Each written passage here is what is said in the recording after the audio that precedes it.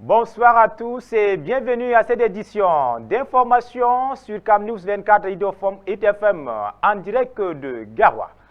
Insertion socio-économique, Douala accueille la caravane nationale des initiatives gouvernementales pour la jeunesse. C'était sous la houlette du ministre de la Jeunesse et de l'Éducation civique. Le compte rendu en ouverture du journal. Chefferie traditionnelle au Nord-Cameroun, les conseils des notables, exclusivement composés d'hommes, s'ouvrent peu à peu aux femmes. Les détails dans cette édition d'information, et voilà pour le titre. Bienvenue au journal sur Cam News 24 IDFM, mesdames, messieurs, en direct de Garoua. Nous vous le disions en titre tout à l'heure. Le ministre de la Jeunesse et de l'Éducation civique, Mounouna Foutsou, a procédé au lancement de la caravane nationale pour la promotion des initiatives et opportunités en faveur de la jeunesse le 21 février 2025 à Douala. Cette campagne était couplée à la remise des appuis aux jeunes bénéficiaires du plan triennal et spécial Jeunes 2025 dans la région du littoral. Plus de précisions avec notre correspondant Zobel Apollinaire. C'est plus d'une centaine de jeunes bénéficiaires du plan triennal spécial Jeunes 2025 dans la région du littoral qui ont reçu des appuis considérables du ministre Mounouna Foutsou, lesquels leur permettront d'être désormais de véritables acteurs du développement économique dans les secteurs de l'agriculture, de l'économie numérique, de l'innovation technologique, de l'industrie et même de l'artisanat. Toutes les voies d'accès sont ouvertes pour la bonne information de la jeunesse, la bonne information de l'opinion publique et pour que rien ne soit caché. Et que s'il y a des critiques sur ces initiatives, qu'elles soient constructives et soutenues par des faits concrets. C'est la raison pour laquelle, en marge donc de cette caravane, nous remettons ces appuis qui ne sont pas de fiction. Ces appuis, d'une valeur de plus de 100 millions de francs CFA, est une preuve des énormes sacrifices que consent le gouvernement camerounais pour le bien-être de sa jeunesse. Comme leurs camarades qui sont déjà opérationnels sur le terrain, les bénéficiaires du plan triennal spécial Jeunes 2025 ont prêté serment de ne pas trahir la confiance placée en eux par le gouvernement camerounais.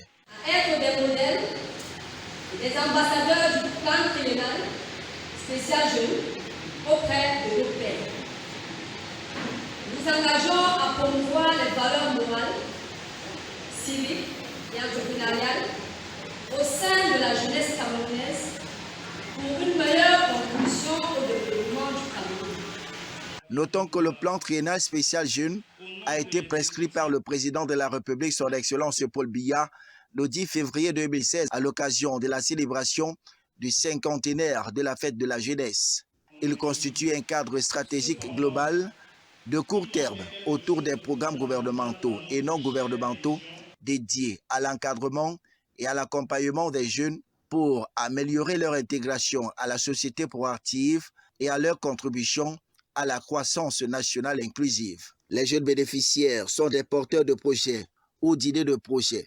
La remise solennelle de ces appuis a été précédée par le lancement de la caravane nationale de présentation des initiatives et des opportunités gouvernementales en faveur de la jeunesse. Cette caravane que nous avons lancée aujourd'hui devrait sillonner les autres régions et même la diaspora pour que toutes ces opportunités qu'offre le gouvernement sous la très haute impulsion du chef de l'État soient connues des jeunes d'abord et du public ensuite.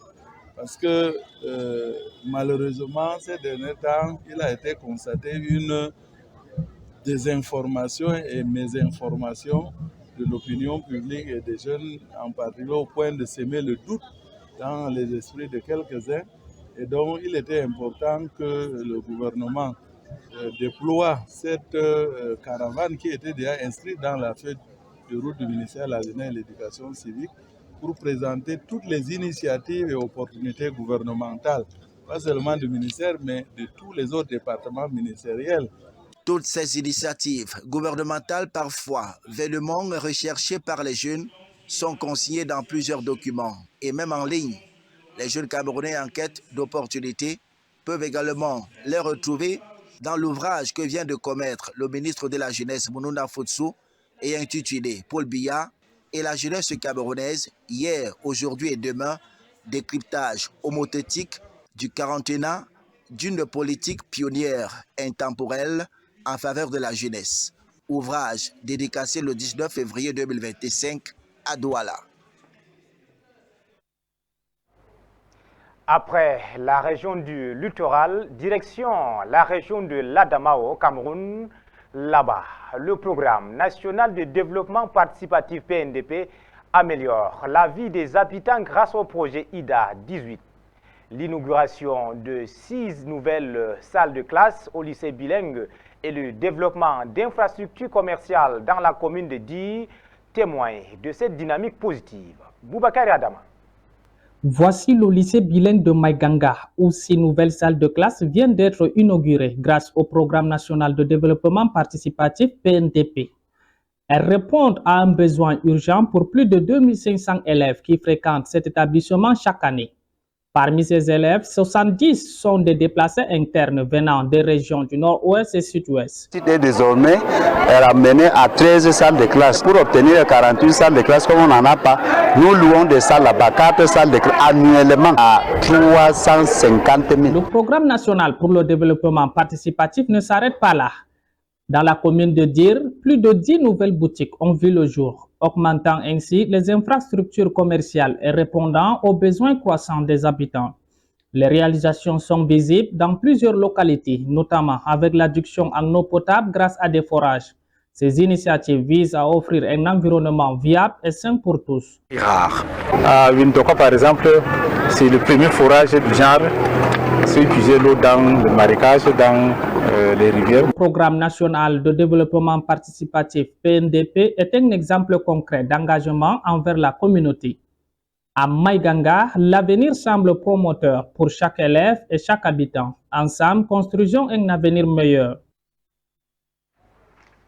Nous restons dans la région Château d'eau du Cameroun pour dire cette fois-ci que cette zone se distingue bien évidemment par sa production exceptionnelle de miel, représentant plus de 70% de la production nationale. Cependant, les apiculteurs locaux font face à des défis majeurs qui menacent leur activité. Découvrons l'engagement et la passion de ces producteurs dans un environnement en constante évolution avec Boubakari Adama. La région de l'Adamawa au Cameroun produit plus de 70% du miel du pays, a déclaré le projet de développement de l'élevage en abrégé PRODEL financé par la Banque mondiale. Mais derrière cette belle réussite se cachent des défis majeurs pour les apiculteurs locaux. Malgré leur position et leur dévouement, les producteurs de miel de l'Adamawa font face à des menaces sérieuses. Les preneurs d'otages rendent le travail en brousse risqué, poussant certains à abandonner leurs ruches. Le manque d'infrastructures adaptées est un autre obstacle. Les apiculteurs manquent de local clos pour effectuer leur production et de matériel approprié pour traiter le miel. En plus de cela, l'absence d'un marché structuré complique la vente du miel. Les prix varient considérablement, rendant difficile une rémunération juste pour les producteurs. Alors que l'Adamawa se positionne comme leader dans la production de miel, le miel blanc d'Oku provenant de la région du nord-ouest reste le produit le plus célèbre et recherché sur le marché. Ce miel a récemment été labellisé, entraînant une hausse spectaculaire des prix sur les marchés nationaux et internationaux. Le ministre de l'Agriculture, Gabriel Mbairobe, a déclaré dans une récente annonce dans les activités agricoles du Cameroun en 2022 que la production du miel du pays a atteint 7800 tonnes, en hausse de 12% en glissement annuel. Malgré ces défis, les apiculteurs de l'Adamawa continuent d'innover et de se battre pour faire briller leur miel au Cameroun et au-delà. Leur détermination est un exemple inspirant pour tous. Nous restons dans le septentrion, mesdames, messieurs.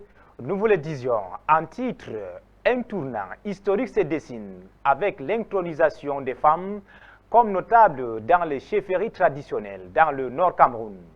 Cet événement marquant témoigne d'une évolution des mentalités et d'un engagement vers l'égalité des sexes. Ces nouvelles figures féminines ouvrent la voie à une participation accrue de femmes dans la vie communautaire. Reportage. Dans le Grand Nord Cameroun, là où les traditions se mêlent à l'évolution, nous célébrons une avancée significative, l'intronisation des femmes dans les instances notables des chefferies traditionnelles. Au cœur de la ville de Ngaoundéry, la première femme notable a été intronisée avec grande solennité dans la région de l'Adamawa. Son intronisation témoigne d'une confiance renouvelée envers le Lamido et marque un tournant dans les coutumes ancestrales. Que prend Sa Majesté le Lamido restera gravé dans les annales comme tournant historique au Cameroun. Empreinte de respect et de tradition, a vu la communauté se rassembler pour accueillir cette pionnière. Les notables vêtus de leur habit traditionnel ont témoigné de leur soutien et de leur reconnaissance envers cette nouvelle figure féminine. Je suis le garant du bien-être de la population. Et je ne peux pas dire que je suis garant du bien-être de la population en excluant, en faisant des parias, bagne serré, en mauvaise posture, si nous devons nous occuper que des hommes. Dans la ville de Thiéboua, dans le département de la Benue, région du Nord, une autre dame vient d'être intronisée dans le rang des notables. En prêtant serment devant les notables et les dignitaires, elle fait désormais partie intégrante des instances décisionnelles. Stipule égalité entre les sexes. Et Sa Majesté le Lamido de Thiéboua vous a démontré à travers cette intronisation que les femmes représentent une importance capitale dans notre communauté. Il a intronisé Gimbia. Son ascension au rang de notable souligne l'importance croissante accordée aux femmes dans les chefferies. Ces innovations sont le reflet d'un changement positif qui offre aux femmes l'égalité des chances au Cameroun. Dans une région où l'éducation des jeunes filles reste encore un défi majeur, ces intronisations sont porteuses d'espoir. Elles montrent que les femmes peuvent influencer les décisions et contribuer activement à la vie communautaire. Nous disons bon vent à Sa Majesté Rachel Baring, autant pour moi. En sport football, le titre de champion honorifique de la phase aller se joue ce week-end entre Colombo du Sud, Gazelle FA et Coton Sport de Garoua. En cas de victoire de l'Oiseau du Sud contre PWD de Bamenda, lors de cette 13e et avant-dernière étape, le club du Sud pourrait être sacré. Une défaite de Colombe remet ces deux dauphins en lice pour le titre à la phase aller. Ali Jida et Michel Ateba nous situent sous les enjeux de cette journée. Colombe du Djaï Lobo, 30 points, leader du championnat, a une grosse chance de creuser l'écart ce dimanche contre le dernier du championnat PWD de Bamenda. Une victoire ferait du club du Sud champion de la phase aller avec 33 points. Ces dauphins que sont Gazelle FA et Coton Sport de Garoua 27 points ne pourraient plus recoller les morceaux même en cas de victoire à la 15e et dernière journée le 9 mars prochain à Garoua. Les cotonculteurs affrontent lors de cette dernière étape PWD de Bamenda et les Sky Blues reçoivent Fauve Azur de Yaoundé, entraîné par un digne fils du Nord, Gabriel Haman, ex-entraîneur de Coton Sport de Garoua. Au finish, le titre honorifique se joue ce week-end à la 14e journée. En cas de faux pas de l'Oiseau du Sud, cela pourrait profiter aux deux représentants du Nord qui jouent leur dernière journée à domicile. Le scénario 3 prétendants, un titre honorifique se dessine au haut du tableau. Colombe, Gazelle de Garoua et Coton Sport de Garoua en maître d'orchestre. Reparlons à présent des rideaux qui se sont réformés sur la 30e édition de la course de l'espoir à Boya samedi dernier. Le podium final chez les hommes et femmes est revenu à la région du Nord-Ouest.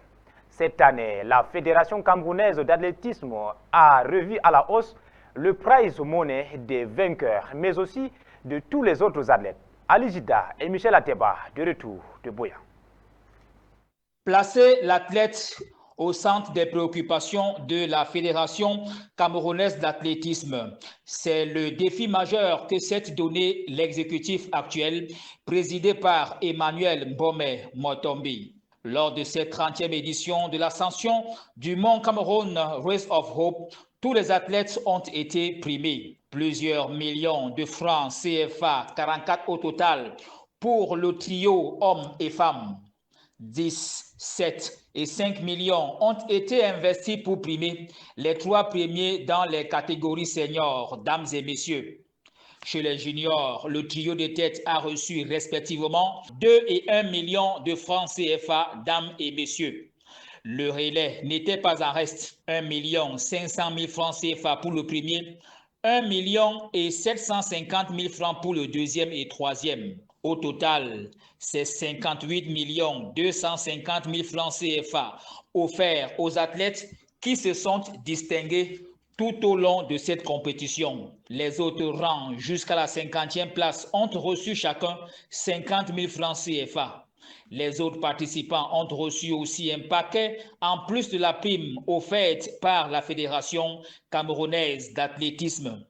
Un exemple à suivre par les autres fédérations en charge d'encadrer les athlètes, la jeunesse dans les compétitions internationales. Mesdames, Messieurs, c'est sous cette note de rideau sur la 30e édition de la course de l'espoir à Buea 2025 que nous mettons un terme définitivement à cette édition de grand format de l'actualité sur CamNews 24 IDFM en direct de Garoua. Merci de nous avoir regardés et passez une excellente soirée.